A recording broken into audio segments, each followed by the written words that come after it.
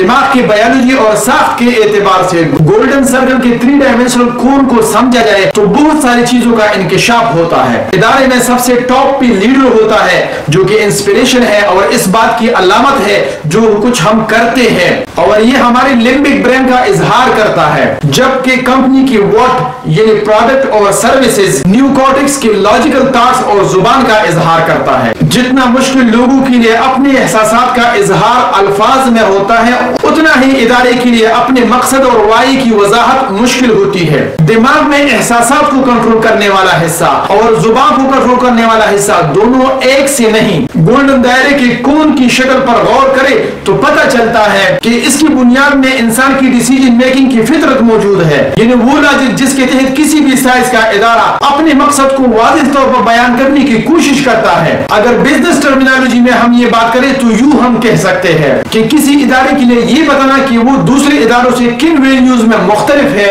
بہت مشکل ہے. سچی بات یہ ہے کہ کسی بھی ادارے کے لیے اپنی ویلیوز آؤٹ سائڈ ورلڈ کے لیے بیان کرنا اور دوسرے اداروں سے خود کو سپیریئر بنا کر پیش کرنا کمپنی کا بزنس پرابلم نہیں بلکہ یہ اس کے نیچر اور بایولوجی کا مسئلہ ہے.